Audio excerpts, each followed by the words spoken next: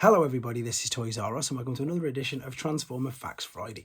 This is the second weekly roundup show that I like to do on this channel, which again gives me the perfect opportunity to do exactly that. Keep you guys updated with things that I found around the world of Transformers. I'll let you know what's happening with this YouTube channel and of course my Instagram, which is toys_r_us. This is going to be part one of two of the news things I found for you today, and we're going to start off with the retro headmasters that are going to be reissued. You can see I've took this information from tformers.com. So for those of you who missed out on the retro headmasters, they're going to be releasing wave 1 and 2, so that includes all 4 Autobots and indeed all 3 Decepticons. So there you go. If you missed out on these beforehand, you're going to be able to reorder these and you can get your hands on them. So there you go. That's some good news for people who missed out on that. Right, this is something that I suppose was expected but came completely out of the blue. You can see I took this from T-Formers as well, and it says Legacy Menasor Limited Edition boxed set officially revealed. So at the moment this looks like it's only available in China, and even more so, and it looks like it's only going to be 100 editions. So the pictures aren't great, but that's because the pictures online aren't that great either. I've got the pictures from TFW 2005. There, of course, are the individual boxed ones. There's the box set behind it. And there indeed is the box itself. It looks to have some amazing artwork on it. And on the inside, of course, you've got a brilliant, that's the actual box art of the original G1 gift set inside. And again, here are all the figures, which we all know and love. And to be fair, Motormaster, as I said, is definitely in my top 10. In fact, my top 2 last year. Just such a great figure. There it is, all in one particular box set. Again, there's information on this on T-Formers and TFW 2005 right now. There we go. Okay, moving on.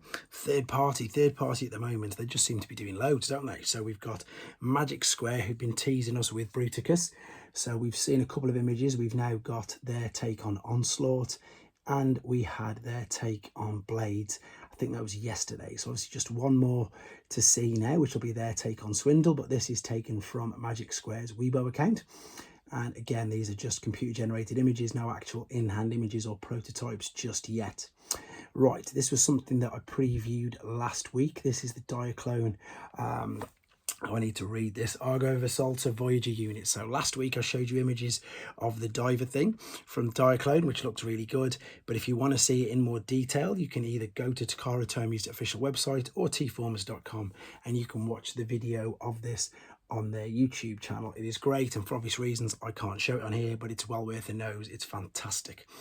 Right, some more in-hand images of Nightbird from, of course, Rise of the Beasts.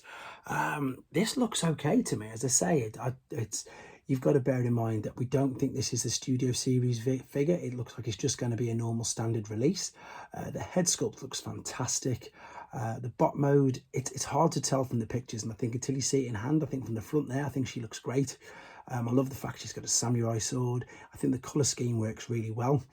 In the case of this, though, I think it's one of them ones that you can see she scales really well as well. She's obviously nowhere near as big as the Voyager class battle trap, but I also think it's weird. I think she looks way better in alternate mode. You can tell, obviously, that's the samurai sword there used as a spoiler. That's a great double use. And from the front, that looks fantastic. She looks awesome there. There she is again compared to some of the other movie released figures. But again, bear in mind, these are Studio Series releases. We think that this is just a standard release. Highly posable, as you can see again there with the samurai blade. And yeah, so hopefully we'll get some more information on this figure soon. Talking of samurais, I've been on Iron Factory's Weibo webpage, and this is Tetsubi, I would imagine it's pronounced, IFEX56. Now, what's interesting about this is it's an Iron Factory's, I suppose, standalone figure. Basically, what I mean by this is it's not a version of a Transformer figure that we've ever seen, so this is really interesting to see. Colour scheme works great. Look at all them ports on the back, and the reason why there's all them ports on the back is because there's that many accessories. Look at how many they come with. It's amazing. So again, highly posable samurai blades, katanas, loads of other things that I've got to confess I don't know the full names of, but as you can see, brilliantly posable. I took these images direct from Iron Factory's Weibo page itself. There's the alternate mode, and there's all these 5mm ports again where you can basically stick everything on, so you could really armor and power up the alternate mode. And as I said, as soon as I introduced it, it's a standalone figure. There's nothing I know Please correct me if I'm wrong. I might be wrong, but I've not seen anything like that in the Transformers franchise or folklore. So usually they'll do like a take on a Transformers figure, but not this one. I've not seen anything like this at all. Okay, couple more shots there of the alternate mode. And moving on to sightings. So what we've got here, we've got Transformers Legacy Evolution Wave 4 as out in Canada retail, which is good. Canadian retail, of course. They found these mainly in GameStops, so happy hunting there. Then we've got some Legacy Evolution Wave 4 Voyager Tarn has been found at Forbidden Planet in Middlesbrough. So I imagine that's on the Forbidden Planet website as well that you can order, but actually on a shelf there. Fantastic. Can't wait to get my hands on these ones either. And then finally with this, out of nowhere, Maketoys have dropped this preview of their take on Highbrow. This is the only image I've got at the moment. There's nothing else at all. And what a classic figure for them to sort of, I believe, make a bit of a comeback with. Again, in all honesty, I don't know too much about third-party companies, but I've not seen anything from them in ages, and not since I've been doing these videos anyway. So it's nice to see that they're back, and back with an amazing figure like that. So that's the news of part one at the moment anyway. As I say, I've got quite a lot more to come with you in a few hours, and of course this gives time for anything else to happen overnight for me to keep you updated with regards to the YouTube channel. Again, huge thank you to everybody for all the support. I am still in the moving process, and yeah, this is going to be where I'm going to be doing the main reviews, but I need to get the other shelves up, etc. But I'll keep you guys updated with that. Yeah, loads of messages of support from everybody. It's been really, really nice. Really appreciate it on here and indeed on Instagram.